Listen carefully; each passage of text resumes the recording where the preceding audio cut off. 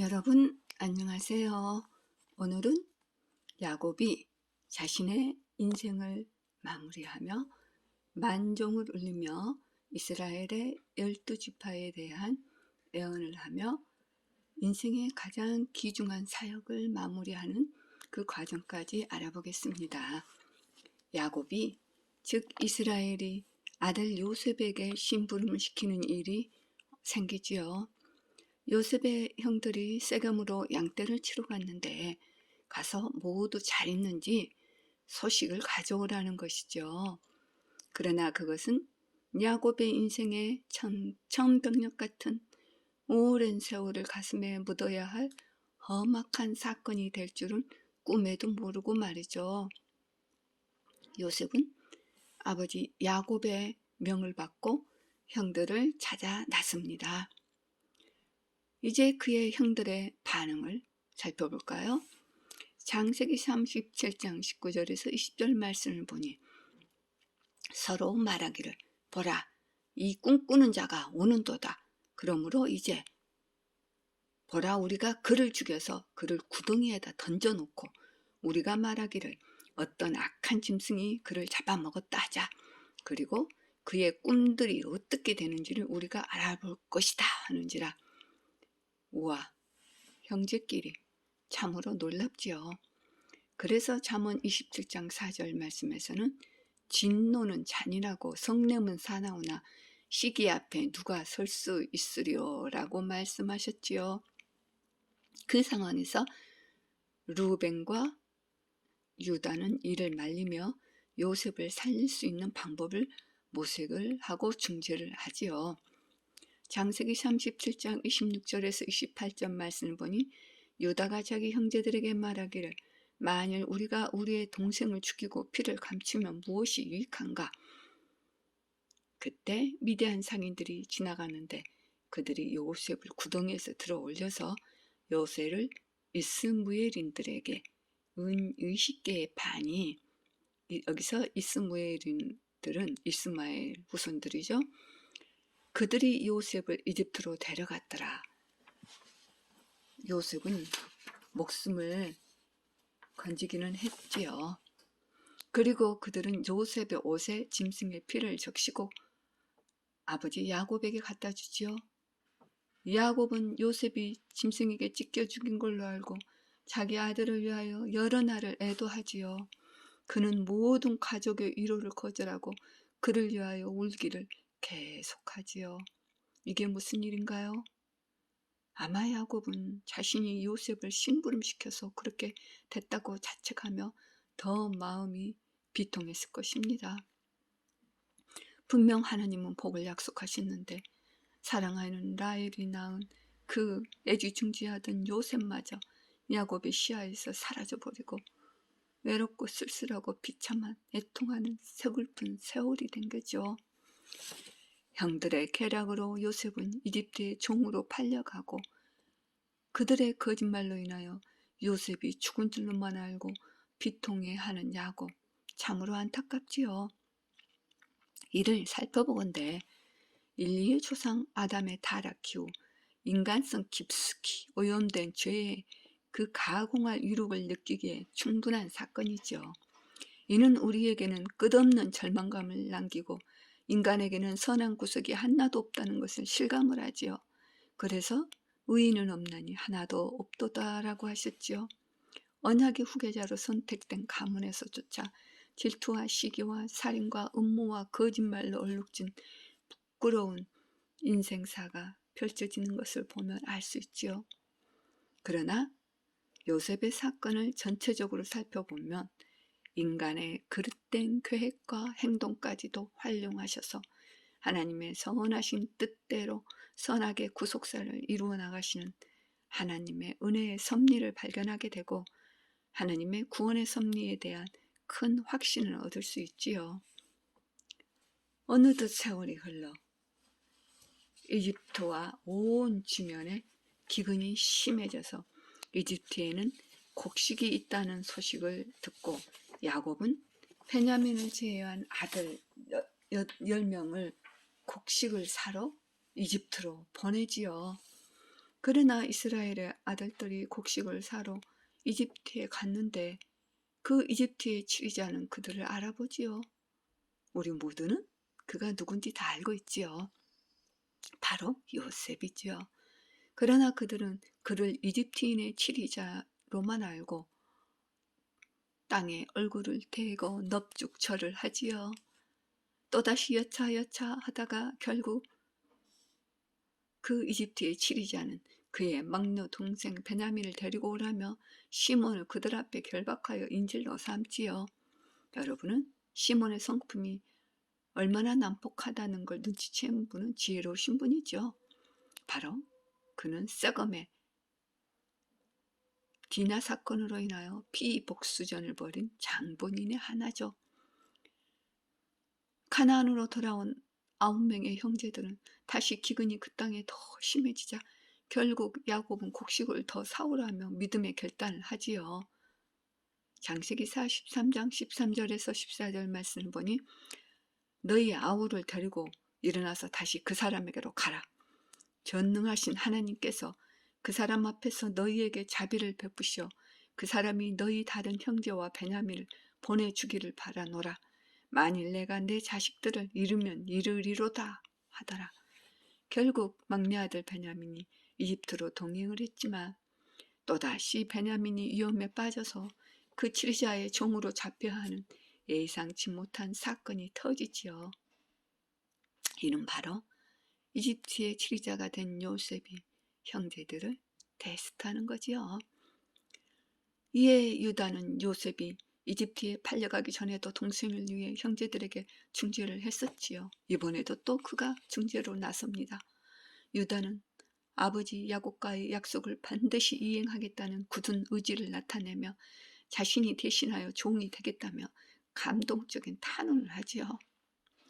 이에 눈물이 터진 그 이집트의 치리자인 요셉은 자신의 정체를 나타내며 형제들 앞에서 통곡을 하지요.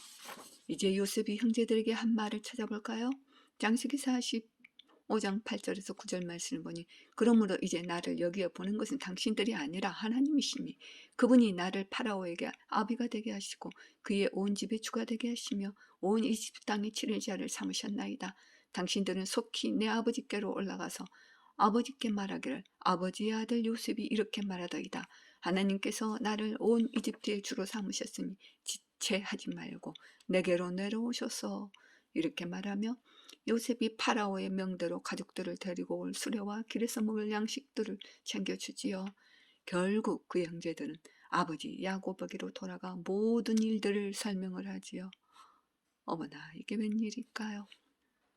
창세기 45장 18절 말씀을 보니 이스라엘이 말하기를 내 아들 요셉이 아직 살아있으니 그것으로 족하도다. 내가 죽기 전에 그를 보리라 하더라고 하지요. 또한 이스라엘이 이집트에 들어가기 전 부엘세바에서 하나님께 희생 제사를 드렸더니 밤의 환상 중에 하나님이 말씀하시죠. 바로 그 말씀은 하나님이 아브라함에게 고대의 방식으로 언약하신 애언의 약속의 성취인 거죠. 창세기 46장 3절에서 4절 말씀을 보니 주께서 말씀하시기를 나는 하나님이라 내 아비의 하나님이라 이집트로 내려가기를 두려워 말라. 내가 그곳에서 너로 큰 민족을 이루게 할 것임이라. 내가 너와 함께 이집트로 내려갈 것이며 또 내가 반드시 너를 다시 데리고 올라오리라. 요셉이 그의 손으로 너의 눈을 감기리라 하시더라. 바로 창세기 15장 13절에서 16절에 말씀하셨던 아브라함의 씨가 이집트에서 4년 만에 다시 돌아올 것이라는 약속의 시작인 게죠. 우와. 이집트에 도착한 야곱은 고센 땅에 정착하게 되고 아버지 야곱을 찾아 만난 요셉은 야곱의 목을 안고 그의 목에 기대서 한참을 울지요. 어린 시절 아버지의 사랑을 듬뿍 받고 살다가 헤어져서 종으로 고난을 겪으며 살아온 세월 동안 얼마나 그 아버지가 보고 싶고 그리웠겠어요. 또한 요셉의 가족에 대한 바로의 환대로 머무르게 된 고생의 람세스란 지역은 기후가 좋고 포도밭과 올리브 숲이 있는 과일이 풍성하고 목초지가 있는 좋은 땅이지만 이집트인들은 주로 농경 사역을 하고 살지요. 그 땅은 히브리인들에게는 목축하기에 딱 좋은 곳이죠. 그것은 또한 다시 가나안 땅으로 돌아가게 해도 이틀만 걸어가면 탈출할 수 있는 아주 위치가 좋은 예비된 땅인 듯하네요. 또한 자신들을 환대해준 파라오 앞에 선 야곱은 자신의 나이와 험한 인생을 말하며 이렇게 말하지요. 내 생애의 세월이 짧고 험악하였으나 내 조상들의 순례의 날들 곧 그들의 생애의 세월에는 미치지 못한나이다 하고 파라오에게 축복을 하고 나오지요. 신분을 초월한 이런 행동은 절두철미하게 하나님을 의식한 신앙관에서 할 수 있는 게지요. 아무리 지체 높은 왕일지라도 그 모든 것은 하나님이 주관하신다는 믿음이죠. 야곱이 이집트에서 17년을 또한 사는 동안 그들의 소유는 더 증가하고 심히 번성하지요. 그러나 드디어 이스라엘이 자신이 죽음이 임박한 것을 알고 아들 요셉을 불러 자신의 이집트 땅에 장사하지 말기를 맹세시키지요. 이에 요셉이 맹세하자 짐승의 머리에서 그에게 절하지요. 처음이자 마지막이 된 아버지가 아들에게 절을 하는 이 모습은 요셉의 어린 시절 꿈대로 그대로 이루어지네요. 이런 일들 후에 결국 야곱이 자신의 인생의 끝을 알리는 만종이 땡그렁 땡그렁 울리는 노환이 시작되자 요셉이 그 소식을 듣고 그의 아들 에프라임과 므낫세를 데리고 가자 야곱은 첫째 아들과 둘째 아들을 손을 엇갈려 순서를 바꾸어 축복을 해주지요. 야곱이 이렇게 하는 것을 보고 요셉은 그 이유를 모르고 못마땅해 하지요. 그러나 야곱은 참으로 대단한 영적인 통찰력이죠.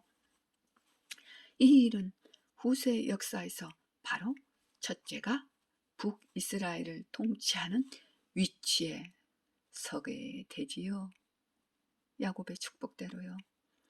야곱의 요셉의 아들들을 축복하는 과정에서 이는 다시 풀자면 요셉은 11번째 아들임에도 불구하고 요셉에게 족장권과 장자권 축복을 해줌으로써 요셉을 중심으로 한 세대가 그 뒤를 이어 구속사가 단절없이 이어져 감을 보여주며 그 방법으로 택한 것이 바로 요셉의 두 아들을 즉 야곱의 두 손자의 그 학렬을 손자에서 아들로 높임으로써 실질적으로는 요셉에게 2배의 목이 돌아가게 하는 방법을 택하고 있지요.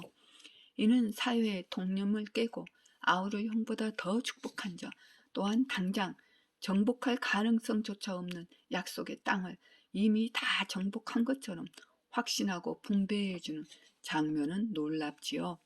창세기 48장 21절 말씀을 보니 또 이스라엘이 요셉에게 말하기를 보라 나는 죽으나 하나님께서 너희와 함께 하시어서 너희를 다시 너희 조상의 땅으로 데리고 가시리라고 예언하지요. 이는 족장 야곱의 가문 중심에서 이제는 12아들 중심의 이스라엘이라는 민족 공동체로 전환할 수 있게 되는 과정이 되는 게지요. 또한 그가 죽기 전에 찾아온 요셉에게 최종적으로 하나님의 언약을 전수하죠. 이러한 언약 준수를 받았던 개인은 비록 죽을지라도 하나님의 언약은 그 후손을 통하여 끊임없이 이어져 결국에는 반드시 성취되리라고 확신한 야곱의 신앙에 근거한 거죠. 드디어 야곱이 12아들을 모으고 애언과 축복을 하지요.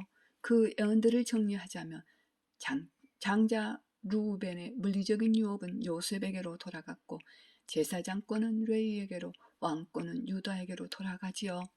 유다는 분명 그의 동생 요셉 앞에서 절했지만 야곱의 애언 이후 요셉처럼 그의 형제들에게 절을 받는 위치로 승격이 되지요. 즉 후일에 다윗과 솔로몬처럼 유다 지파에서 유명한 두 통치자들이 나오지요. 그리고 역시나 재림 때 우리 주 예수 그리스도께서 바로 유다 지파의 사자로 이 땅을 철저히 치리하게 되실 것입니다.